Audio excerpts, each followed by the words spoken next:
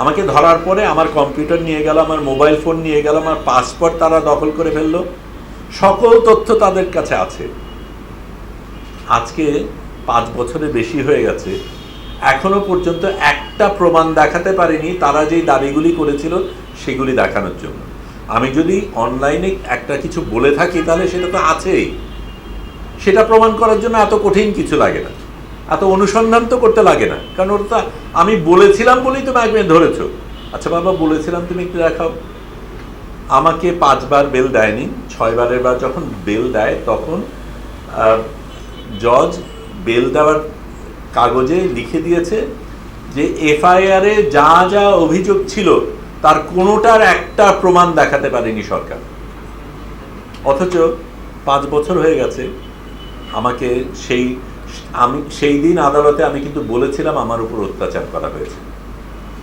আমাদের দেশের আইন, কেউ যদি বলে, সত্য মিথ্যা পরের কথা, কেউ যদি অভিযোগ করে যে তাকে অত্যাচার করা হয়েছে, তাহলে আদালতের দায়িত্ব হচ্ছে সেটাকে পরীক্ষা করা, যাচাই করা, তারপরে যা হওয়ার হবে। আমার ক্ষেত্রে তা করা হয়নি, আমাকে রিমান্ডে পাঠানো হয়েছে। তারপরে আমি জেলে গেছি, জেলে থেকেছি, 5 বার বেলের আবেদন নামঞ্জুর করা হয়েছে। আবার শিকদার ভাইরা যখন খুন করলো, তাদের ক্ষেত্রে দেশে বাইরে যাওয়ার ক্ষেত্রেও কোনো অসুবিধা হয়নি। কার ক্ষেত্রে আমাদের বেল দেওয়া হয়, কার ক্ষেত্রে দেওয়া হয় না, এই জিনিসগুলি খুব পরিষ্কার। কারা সরকারের কাছে যারা থাকে তাদের ক্ষেত্রে কি হয়, সরকারের থেকে দূরে যারা থাকে তাদের ক্ষেত্রে কি হয়, সেটা পরিষ্কার। আমাদের আইনমন্ত্রী কিন্তু থেকেই বলেন আইনের গতিতে চলবে। এই সরকার আসার পরে এই সরকারের বিরুদ্ধে যত মামলা ছিল সব খারিজ হয়ে গেছে।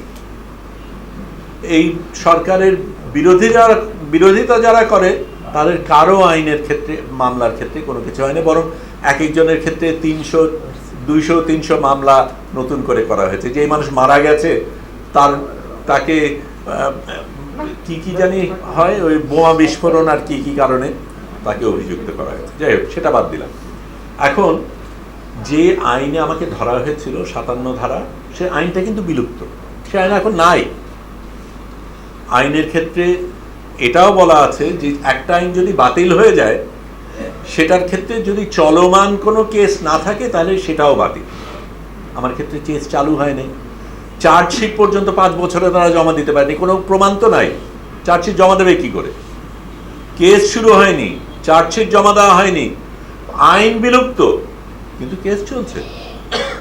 প্রতি মাসে আমার হাজিরা দিতে হয়। এখন এই পদ্ধতিটা কি কারণে? কারণ একটাই, যে আমরা তাকে প্রশ্ন করি, তার বৈধতা তাকে প্রশ্ন করি। এখন আপনার আমার মধ্যে দ্বিমত থাকতেই পারে।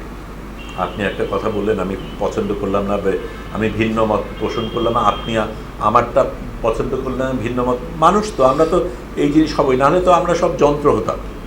মানুষ যেহেতু, আমাদের মধ্যে ভিন্নতা থাকবেই। কিন্তু আপনি আমার সাথে ভিন্ন মত পোষণ করেছেন বলে আপনাকে আমার হাজতে পাঠাতে হবে, এই নিয়মটা কোথায়? কিন্তু এই নিয়ম দিয়ে এখন চলছে। এবং এটার কারণটা কি?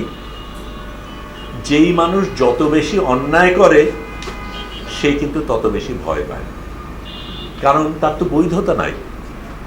যার বৈধতা আছে সে কিন্তু ভয় পায় না। আপনি আমাকে প্রশ্ন করেন, আমি উত্তর দেব, জবাব দেব, আপনার সাথে বিশ্লেষণে যাব, তর্ক বিতর্ক করব। কিন্তু আমার মধ্যে যদি গলদ থাকে, আমি যদি চুরি করে ওই জায়গায় আসি, আমি যদি জানি আমার এখানে থাকার কোনো অধিকার নাই, তখন আমি অনেক বেশি ভয় পাই। যদি ধরা পড়ে যাই, যদি কয় কেউ আমারে চোর করলে, চোর সবচেয়ে বেশি আপত্তি করে, তাহলে চোর বলবে।